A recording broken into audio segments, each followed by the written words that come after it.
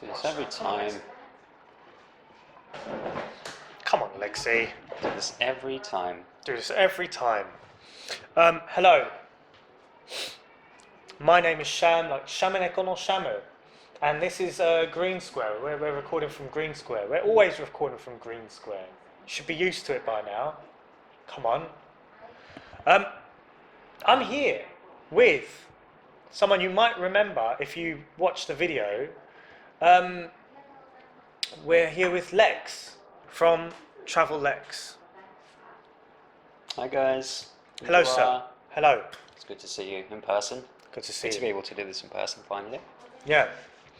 So, Lexx, if that is your real name, you have come to Japan. You're in Japan. We're in Japan. Finally in Japan. How long had you been waiting to come to Japan? So we knew that we wanted to come to Japan as part of this trip. However, with the government guidelines preventing independent tourists from coming into the country, it was a little bit more difficult. So it ended up being a very spontaneous decision. We decided to book our flights before Japan officially opened up to tourism. So we gambled. We made a gamble on the borders opening up, and we actually ended up arriving to Japan only 9 days, I think, after the borders reopened. So you booked your ticket before Japan reopened? That's right, yeah. You gambled, like you said, and you arrived 9 days after Japan reopened their borders. That's a true story. That's a true story. That's a big gamble. I mean, what would you have done if they hadn't opened up? I think we knew that the airline that we booked our flights with would be able to kind of refund our money as a voucher, and their airline would have had other destinations which we would have been able to go to. But yeah, it was important for us to make sure we were flexible. Yeah, it's always about you. It's always about it was important for us, and the airline will give us the money back. You're not thinking about the airlines. You're not thinking about all the stewardesses, the stewards who are on there. Could have gone out of business. Yeah, because you just willy-nilly... Changing our mind, left, right, and centre. So in decide fact, the airline should thank Japan. The airlines should thank Japan. All airlines. Yeah. Especially the one that we booked with. Who did you fly with? Qatar Airways. Qatar. Qatar should thank Japan. Qatar should thank Japan by giving them their best football pitches to play on in the World Cup. They should give them all the tricks that they're doing. Like, for example, now on the pitch in the World Cup, they've put holes in strategic places, so footballers will fall in the hole, and there are tigers in there. Wow. No one knows where they are except the Qatari football team. Football is not what it used to be. It isn't. It isn't. But it's still fun. It's more fun. It's more fun. So, all right, look, you came to Japan. Welcome. Welcome back to Japan. Thank you. You've been to Japan many times. It's my third time now. Third time. Why do you keep coming back and disturbing me? I mean, what? What's your problem, man? This might be the last time. Promise. I promise. No. Look, it's just such a cool place to travel to. Like I've said to you, I think, and you know the listeners might remember it from last time. It's just so unique.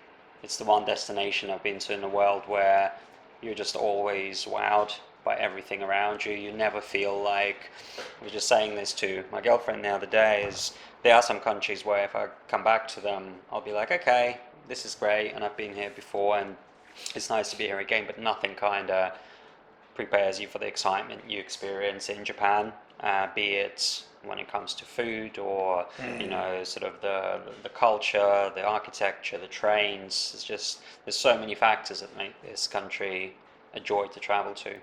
What would you say is your favourite part, the favourite factor, that wow factor? What is that one thing I think it's just how different it is to the rest of the world, how different it is to the West, and all of those little factors that I'm talking about are they combine to make Japan so different. But I think if I had to pick one sort of individual thing, it would probably be food. Like the food here is fantastic, and whether that is a ramen shop or okonomiyaki in Osaka or Hiroshima or any other regional specialties, but even if you just go to a bakery or to a convenience store, there's just so many interesting things that maybe we're not familiar with in the West, and it's just such a good way to stock up on food if you're traveling somewhere, if you just need a quick bite to eat. That's my kind of thing that I love every time I come here.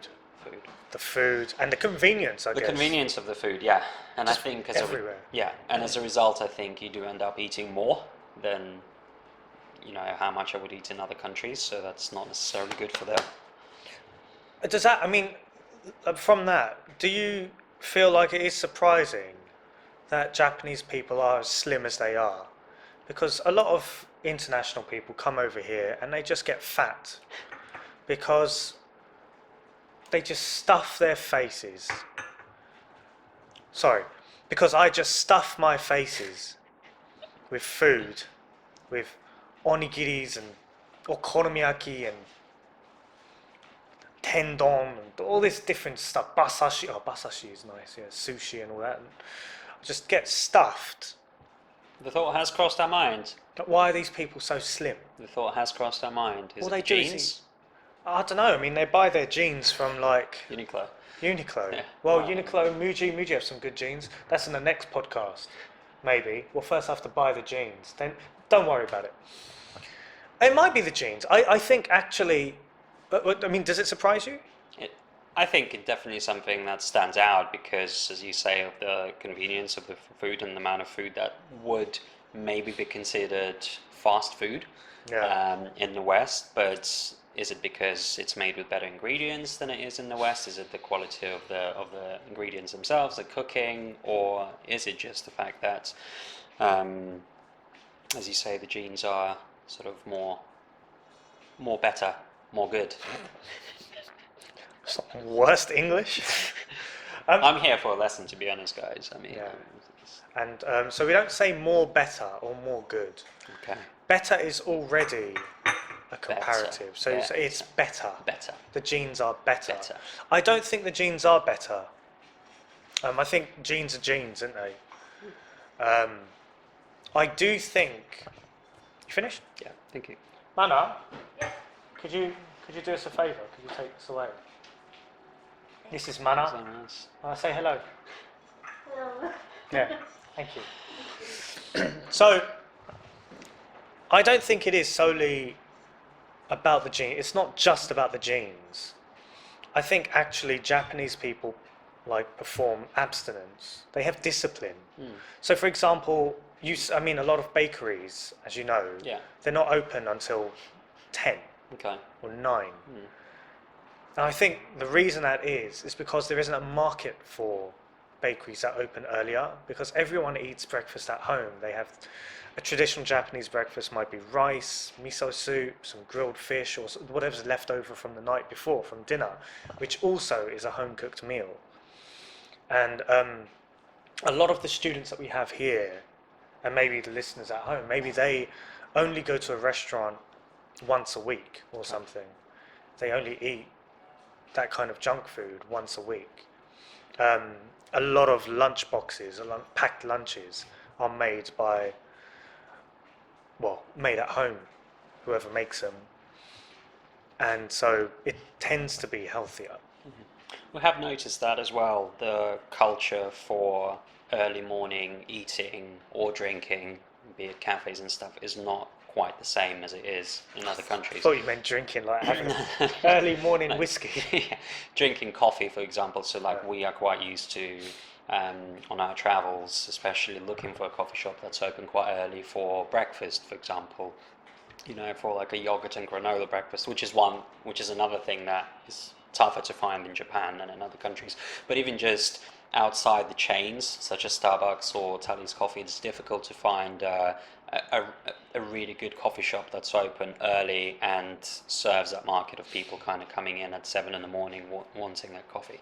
They're there, but they're very few of them comparatively speaking to a lot of other places that we've been to. Yeah, it's just easier. I think it is something to do with that convenience of going to a convenience store. They've got everything there. Yeah. So, why do I need to open my coffee shop when? I mean, I'm going to Lawson now to get my coffee. So why would I open my coffee shop earlier? I think that's it. Really. So I think until there is a market for, when people start understanding the differences between a convenience shop coffee and a professionally brewed, coffee drinks and freshly ground beans and so on, yeah, you're right, there's probably not enough of a market to warrant having places like that. I mean, I just think even in terms of the trade-off, even if you have like freshly ground coffee beans with everything measured, like the water is 97 degrees or however hot it's supposed to be for a pour over, the cup is heated, the jug is heated, the filter is heated, everything is perfect. The convenience of just stepping into a convenience store and getting that coffee and just going to work is much better. Yeah. And I think it's a luxury, isn't it? It's a luxury. I mean, there are like the coffee shops in Japan, the kissaten, like the traditional coffee shops where they do the pour over. They are like some of the best coffee you're going to get, best pour over you're going to get. But the interior design isn't the best. It's very, very, they're getting old kind of thing. And they smell like cigarettes because it's just somewhere where people go and smoke and stuff. So, you like the food. Sure do. And where has been the best place for food for you so far? Because you've been to a few cities. We've travelled around now over the last few weeks. I mean, Tokyo is a highlight because of how many different places there are that you can go to and so many different cuisines and stuff. So it's the convenience factor of, maybe Japanese takes on different cuisines from around the world. But in terms of, purely Japanese food, I think the Dotonbori in Osaka was highlights the first time I visited Japan 6 years ago, but also this time. So having okonomiyaki there was quite special. And then trying a different version of okonomiyaki in Hiroshima was also really fun. It's the one that's made with soba noodles. Yeah, we're not saying any of them are the original one. They're both okonomiyaki. So if you're from Hiroshima or Osaka, please don't sue this podcast. They can't sue us. No. I could say something like, "Oh yeah, the Osaka okonomiyaki is the original one. The Hiroshima one is also an original one." Like, they're both okonomiyaki. Yeah. So those two were definitely highlights. Yeah. So it's always nice to travel around and see different parts of the country and try things that those prefectures are sort of known for. Yeah, I mean, that's one thing. You've travelled around England as well, yeah? Not as much as I would like, but I think during COVID we have kind of been to a few more places than we have been in the past, so because of the lockdowns. Yeah, and I only recently, when I came back to England last year, I only recently started... Well, I decided, maybe I should see more of this country, of that country, sorry. So I went to Bath. And then you went to the town as well. And then I went to Bath City as well. I had a bath, and then I went to the bath in the Bath. I had a bath in Bath. It's very nice. Have you been to Bath? I've been to Bath, yeah. It's amazing. It's really, really lovely. But I can't think of what their local cuisine is. Yeah, but I think it's a wider conversation about British or even specifically English food. There's a conversation to be had about what is it that we are famous for when it comes to England, what is a traditionally English dish, because so much of our food has our cuisine has evolved quite significantly because of the British Empire, and spices and recipes coming from other places such as India and the Middle East and Europe and so on. So it's harder to put your finger on kind of what is quintessentially English or British cuisine. And I don't think it's as exciting. I know, some people might disagree, but I don't think it's as exciting as a lot of other cuisines around the world. I mean, I disagree. I love English food because I'm not a very big fan of flavour. No, no, I love English food. If you had a spare mic, you could drop that mic. I could drop that mic. Do I have a mic? Nah. So I'll drop the mic stand. So no, I do like English food. But again, it is interesting, like you said, the evolution of British food, because like fish and chips. Good old fish and chips. Fish and chips. Yes, good. That's Portuguese. But then the same thing could be said about tempura.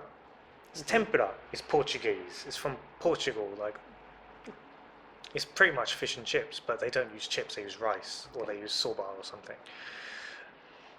And ramen is Chinese, but there's like a Japanese take on ramen.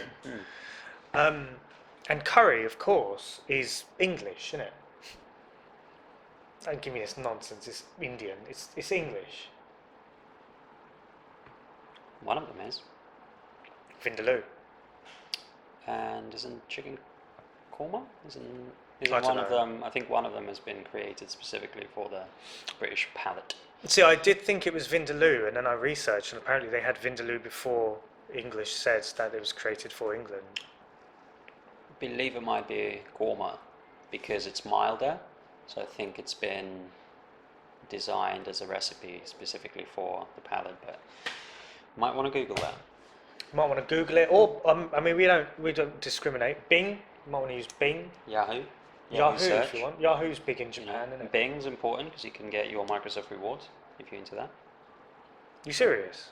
Yeah, searching on Bing allows you to get various points. And That's good. I should write this down because I do want to talk about Microsoft in another podcast. Maybe we can do another one, and yeah, put us back to back. yeah, back to back. We could do that. We could sit back to back. That's the name of the podcast. Back to back. And it's just two blokes sitting back to back Yeah. with no top on. Or with one top on. We're Yeah. just collectively wearing this sweater. Okay. There's some people you definitely don't want to do that with. I think we know. What? Who? Some people have more body hair than others, so I get a bit itchy.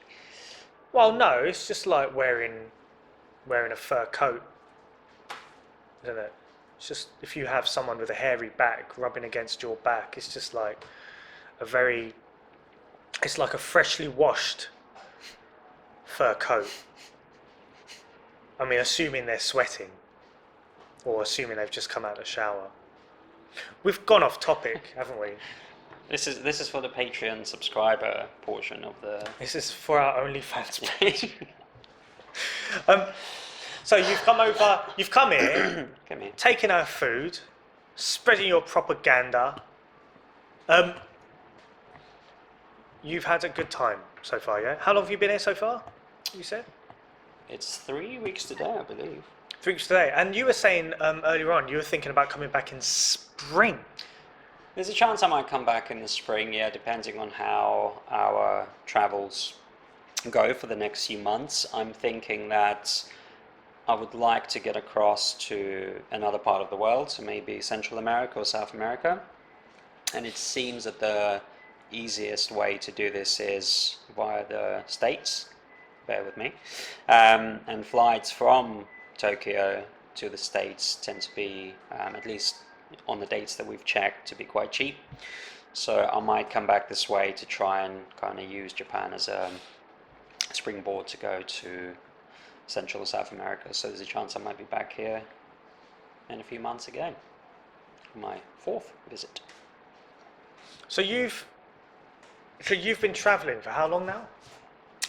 It will be 8 months in just a couple of weeks. And so you're just taking a year just to travel? Yeah. What's the deal? Like, do you not work? Do you British people not? Don't work. So I've got a career break, also known as a sabbatical in some countries. So basically, I'm not getting paid, but I have a job to go back to should I choose to return to my employer. I don't think I have a say in what job I get assigned. Well, I have a say. I can obviously, agree or kind of refuse the posting, but yeah, it's at the same grade, at the same pay level as what I was before going on this career break. But yeah, obviously I won't have as much say as to what I do when I come back. That's the deal. And so how many countries have you visited in the last 8 months? So we're probably coming up to about 15 or 16 now. So we started off going to a wedding actually in Africa, in Mauritius. Then we headed to Central America, so we visited 2 countries there, Guatemala and Costa Rica. Then we went to the States for a few days before returning home for another wedding. And then we traveled by land through Europe to Istanbul, just using trains, so not flying at all. And then on to Georgia, again traveling by a mixture of buses and trains. And then on the way to Japan, we stopped over in Qatar for a few days to it was the flight times dictated it, so it was just easier to spend a couple of nights than to spend 26 hours in the airport or whatever it was. So yeah, it's been a whirlwind 8 months. It sounds really mental. Sounds mental. Where's been your favourite place? Favorite place. I mean, it was traveling by land through Europe was actually very interesting because for us, living in the UK, it's very easy to get to Europe. Yeah. So a lot of the time you are traveling to loads of different places in Europe for a relatively short period of time because it's easy to go somewhere on, for a weekend or for a relatively short stay. So to spend a little bit of extra time in those countries which are traditionally sort of weekend or short break destinations was really interesting. Spending some extra time somewhere like Austria, for example, where we were able to hike in the mountains and kind of explore it properly, and visiting less popular European destinations such as Romania and Bulgaria was very eye-opening as well. So we have the benefit of time and flexibility. We don't sort of have a set route. We were working our way towards Japan and the rest of Asia, and ideally we wanted to do it all by land, but the current political situation has meant that we had to finally use flights because we were literally sort of hemmed in. Once we got to Georgia, we couldn't really go anywhere without flying anymore because of different border closures and so on. That's part of, I guess, the war? Part of it is to do with the war, so Russia was obviously off limits. Azerbaijan, there's currently no land crossings between Georgia and Azerbaijan, so we couldn't take the train from Tbilisi to Baku. The Iranian border, I believe, is also closed, and there's obviously a serious situation happening in Iran right now, so we couldn't head that way for Armenia either. We could have flown over the Caspian Sea to Kazakhstan, which has a very efficient and very good high-speed train network. But again, we could have only gone as far as the China border, and the China land border is still closed. So whichever way we looked at it, we would have had to fly at some point, and it would have just been complicated to logistically to make it work. So China, the Chinese border is still closed. I believe the Chinese land border is still closed for any sort of neighboring countries. I don't know how it works if you are a Chinese citizen or a citizen of one of those neighboring countries, but at the time that we were planning our route, we weren't able to cross from Kazakhstan. Well, no, look, if you're a Chinese citizen, you just don't leave because it's the best country. Why would you leave the best country in the world? Exactly. That's why we all want to go in, right? Exactly. Why would you leave the best country in the world to go to a lesser country? Think before you speak. This has been Sham Talk.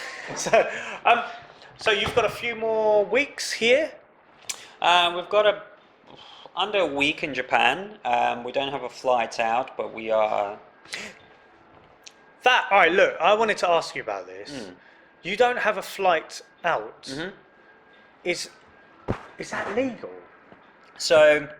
Wait, I mean, if it's not legal, is it legal? I think so. You think it's legal? So, generally speaking, some countries require you to have an onward flight as part of your, as part of them allowing you to basically enter the country. However, I do believe that that's something that's sort of monitored by airlines more so than immigration officials. So it's quite common for the airline to ask for proof of onward travel. We weren't asked for proof of onward travel by Qatar Airways, and the immigration officials in Japan didn't say anything to us. They've just given us the the standard temporary visitor visa, which allows us to stay in Japan for up to 90 days. But I know that one of the countries that we are looking to potentially go to is Taiwan.